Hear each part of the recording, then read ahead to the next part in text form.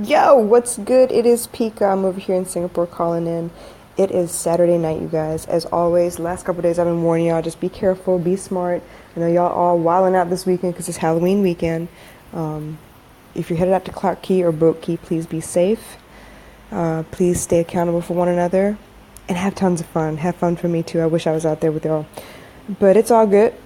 This time next year, I will be back out in costume, okay? That is a promise. All right, so let's see. Saturday, I had a late day today, so I had a lot of work in the house that I got done. As always, you know me, it's like housework, homework, work. That's pretty much it. I just do work. I probably should play a little, but there'll be a time for that eventually. But right now, I'm enjoying the ride. It's pretty cool. Every now and again, I get to sit down and watch a movie with baby girl. Mostly when I'm doing her hair, which that's still cool. I'm still cool with that. I'm not complaining. It's very boring and super predictable, but that's cool too. I'm all right. All right, so got all my housework done. I did do her hair this morning, but I did it really simple because I wanted her scalp to breathe a little bit. Something about their scalp when we start, braiding it really tight. Not that I'm not able to do it very tight, but even then, it's quite tight. There are a lot of lines. I have to do a lot of parts in her hair. So the fact that her hair is pulled this way and that way kind of hurts her sometimes. The first day is usually pretty difficult for her, and then after that it kind of loosens up anyway. So the first day that I do her hair, she's usually pretty happy. Sometimes it gets a little tight depending on if I cornrowed it versus the box braids. And then I just need to put in oil, and the oil kind of helps the hair to like relax a little bit because it's been pulled in a new direction. So that kind of helps.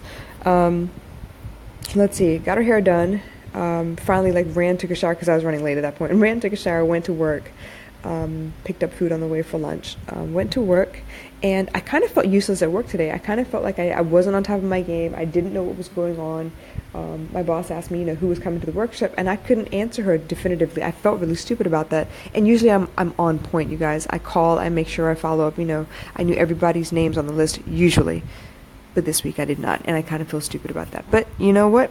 I'll chalk it up as a failure today, and we will see if we can get some shit done better for next week. How about that? So,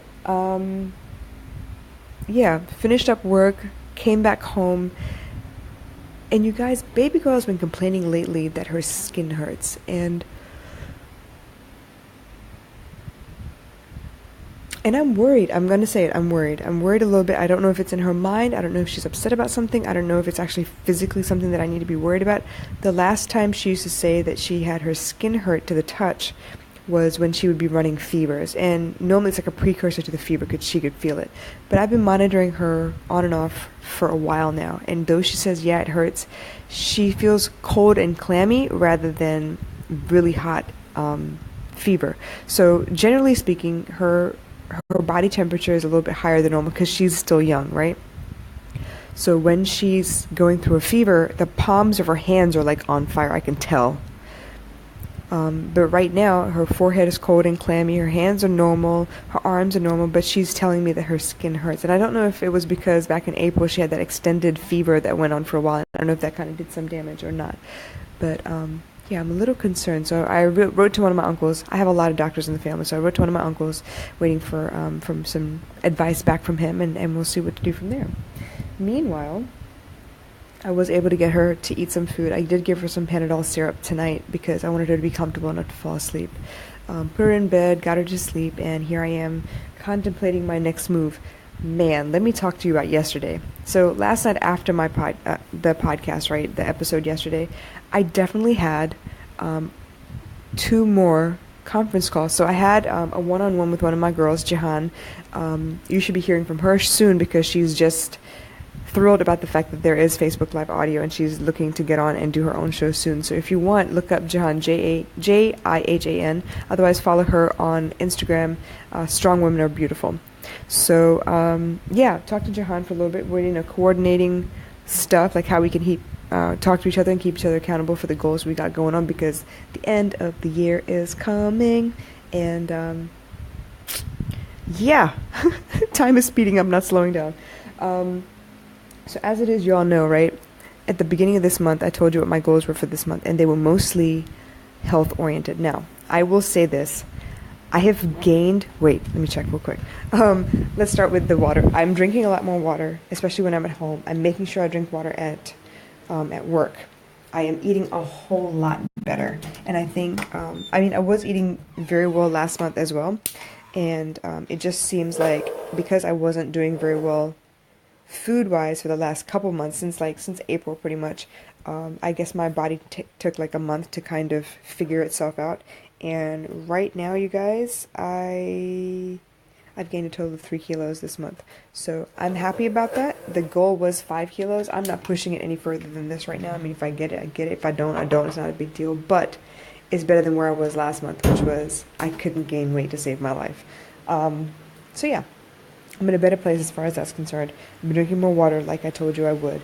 I've been sleeping a little better, not much. I started off this month pretty good, but with all these conference calls and, accountability check check groups, WhatsApp groups, business everywhere, just 360 degrees of business, I'm back to not sleeping as well as I could be.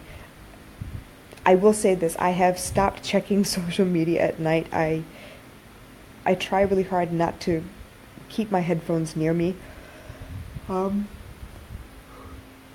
The phone is near me, but I try to keep it face down. I try really hard not to check my phone at night. That was one of the causes of me not sleeping well, because to interrupt your sleep is already bad. You're disrupting your REM cycles and stuff. But because of the anticipation, because the business world is now 24 hours a day, 7 days a week, it does not sleep.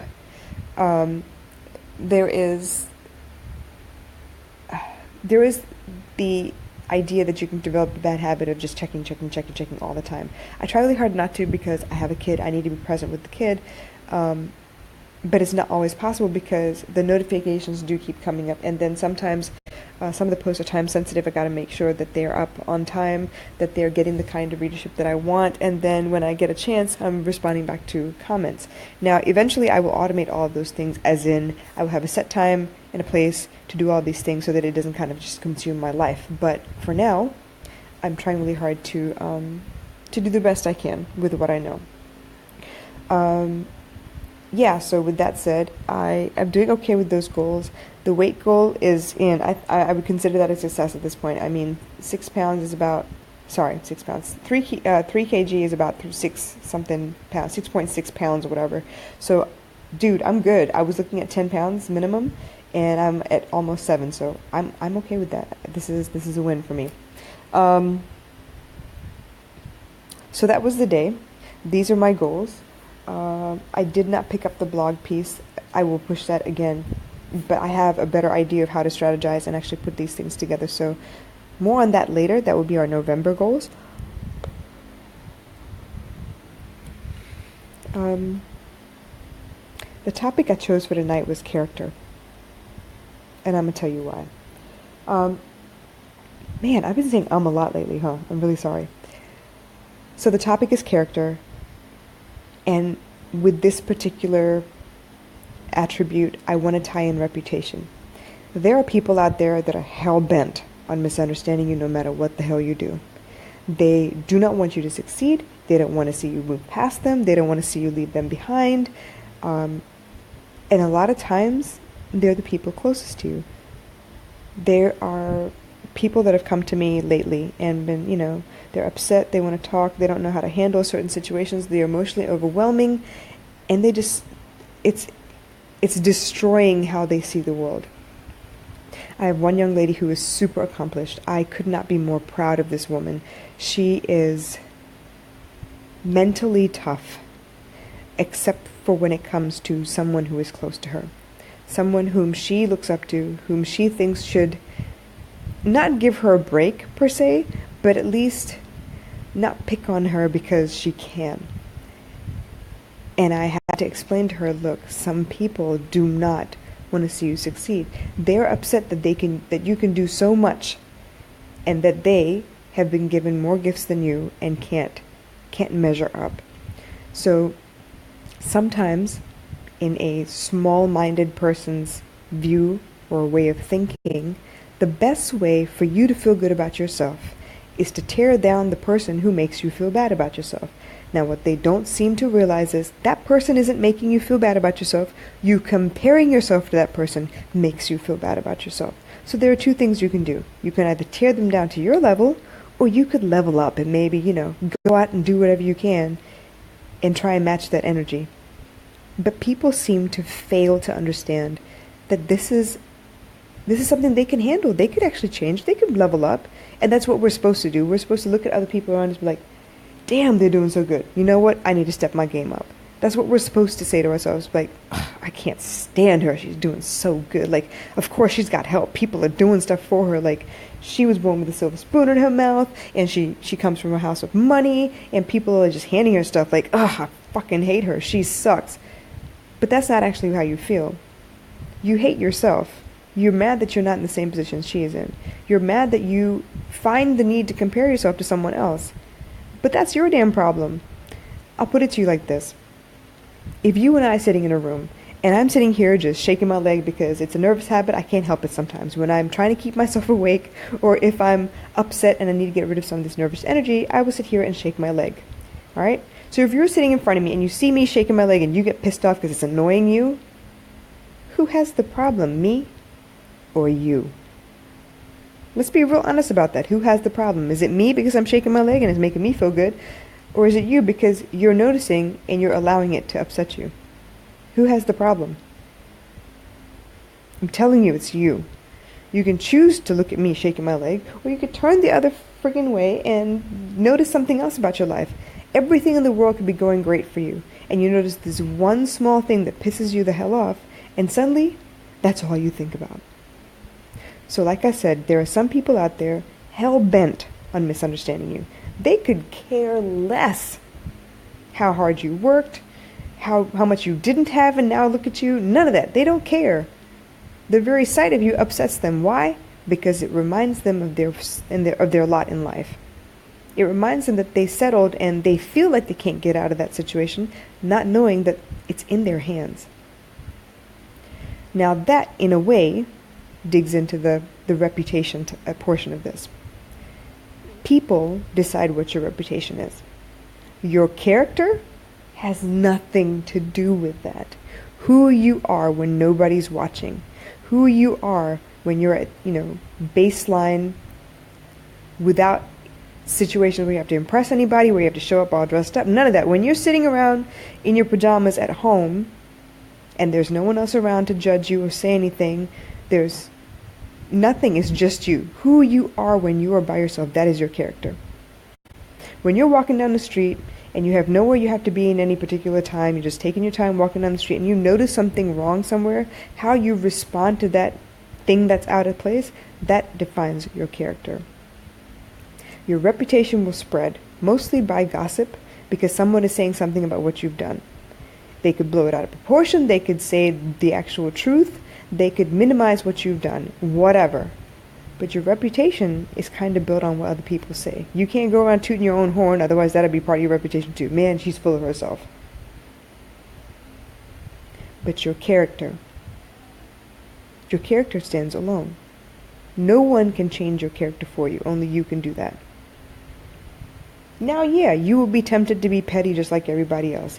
You will be tempted not to give a fuck just like everybody else. You will be tempted to take revenge, tear people down, give back just like you keep getting from people, because why should you take the high ground every day? Why should you be the righteous one, right? I know y'all have had that monologue go through your head sometimes. Why? Because it's in your nature to do so. Why? Because that is what your character defines you as.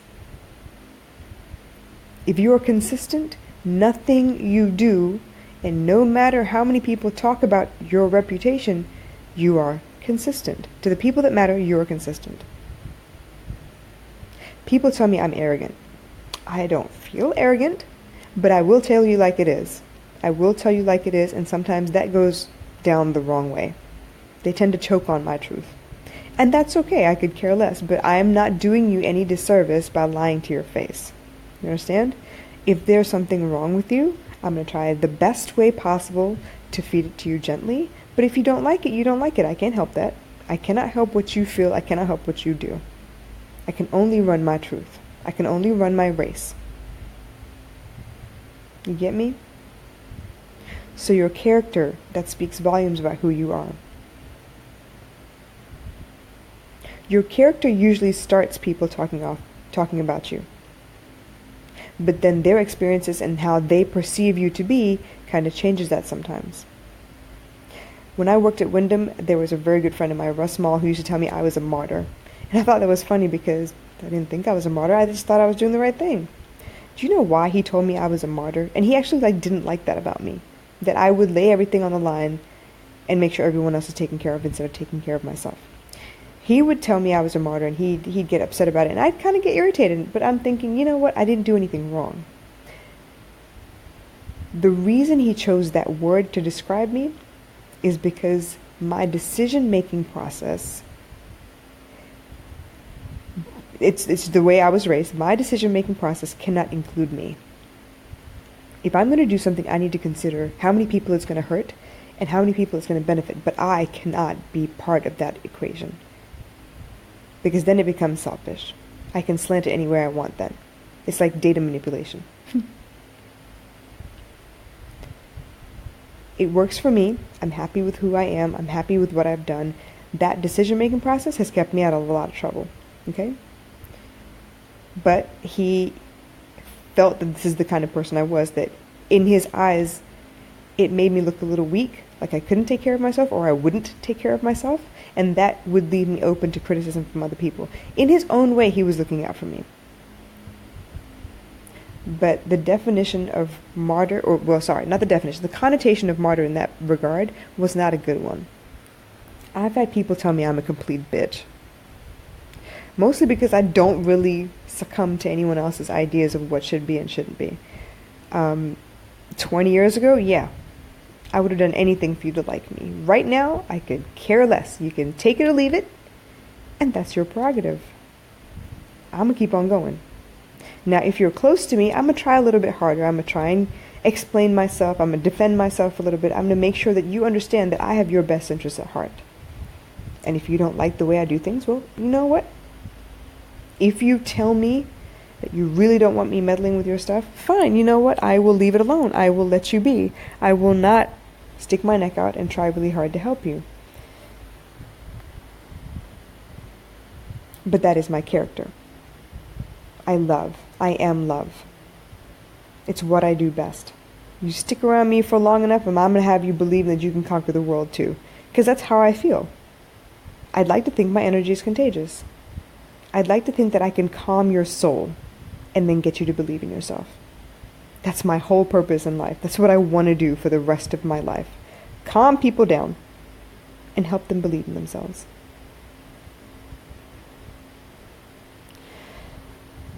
Some people say I'm a bitch. Some people don't like to think of me as having the team's interests at heart. I had a situation when I was working for the Grand Hyatt where if I don't have someone to come cover my shift for my lunch break, I will stay out there and make sure that the lobby is covered. Now, I got in trouble a lot for doing that, mostly because the person who was supposed to come down from the meeting to take over so I could go eat would take their own sweet time. And sometimes it wasn't them. Sometimes it was just the meeting ran over, which is fine. But why was I the one getting in trouble? If the person who should have been getting in trouble is actually the person who should come and cover me. I can't leave. There used to be such a big fuss about leaving the lobby unmonitored. Okay? What if you miss a VIP? What if somebody comes in and they are not taken directly to their room because the lobby ambassador was not there? Those are the kinds of things we would get in trouble for. But for some reason, every time, if I stuck to my guns and made sure the lobby was covered until someone came to relieve me, I would get in trouble. Crazy, right? But that made me a bitch because I was just fucking up the whole team's atmosphere and making everybody upset, and they just couldn't understand. Why? Why can't you just leave and go eat on time like everybody else? Because I'm not like everybody else. Because I take hospitality very seriously. I take service very seriously. I used to go out of my way to get to know the guests and do things my own way. And a lot of times it was on the fly, so I didn't have time to go get it approved by people. And it wasn't like I was spending money anyway. It was heartfelt stuff that I did on my own. we've always had guests who come and stay for long periods of time, and when they do that, you tend to get to know these people very well. So when one of my guests got ready to leave the hotel and actually move into their new home, which is why they were, long stays with us, I made her kids framed quotes based on their character. I can't draw for peanuts. I can trace really well. So I traced some stuff and I colored it in. So it was very heartfelt and hand drawn. Okay, it was handmade. So I framed them with like $2 frames, and it was really cool and everything. And I gave it to them. But you know what? I got in trouble because I didn't let anyone else know, and it made everyone else look bad. Basically, these people were hell-bent on misunderstanding me, which is fine, because it's not going to change the way I do things. Now, it did change my attitude a little bit. I didn't try as hard anymore. I got bummed out at the thought of trying to please people, or trying to surprise people, or trying to go out of my way and take initiative to care for people the way I know I can. So I went from, someone who was always in the high sat awards, mentioned by guests in the comments, the reviews of the hotel, to someone that wasn't mentioned that often, mostly because my team drove that out of me. My character remains the same. My reputation, however, changed. I need you to understand the difference between reputation and character. I know a lot of people are like, oh my God, my reputation is all I have. What if, my reputation is ruined, that I have to start from the beginning? Not really. If you know who you are, if you know you're a good person, if you know you're doing the right thing every time, your reputation kind of ends up on the tongues of every other person. So you can't really judge it by your reputation. You can do the best you can, but at the end of the day, it's your character that speaks volumes. I wanted to make that distinction today because it kind of hit home for me. There was a really great quote from, I think it was Coach John Wooden. Now, John Wooden died at the age of 99. He was a UCLA basketball coach. And I love sports coaches and how they get to motivate their teams and actually talk to people and kind of get them out of their own head in order for them to succeed and perform at their best. And this quote from John Wooden basically said that be more concerned with your character than with your reputation. Your character is what you really are, while your reputation is merely what others think you are. So today I want you to think about that. It doesn't matter what people say you are. It matters who you actually are. And no one knows that better than you. And yeah, there'll be days where you forget. You forget who you are because you get burnt out. You get worn out by the kind of things that happen around you. People will burn you. People will backstab. They will talk all day long. Beware, because people who talk to you about other people, damn sure are talking to other people about you. Should just watch that, okay? But in the meantime, your reputation isn't everything. Who you are, how you walk through this world, that is who you are.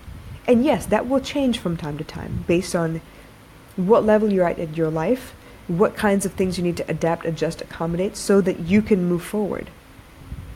But your character is who you are, not your reputation. So if nothing else, I'm hoping you see things in a different light tonight.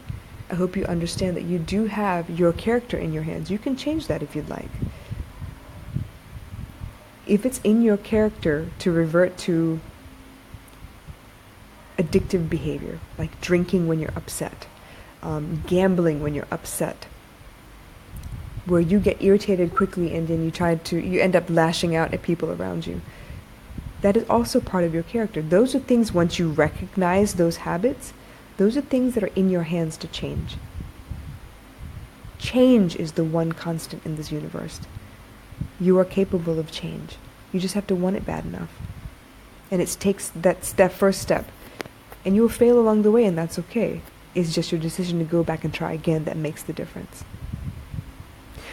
All right, you guys, it is almost midnight over here, and I still have miles to go before I sleep. So I love you all. Take care. Once again, please be careful if you're out here for Halloween tonight.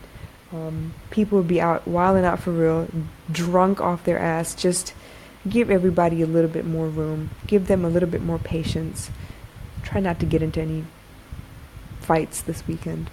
All right? Y'all be safe, and I will catch you again tomorrow. Take care. Bye.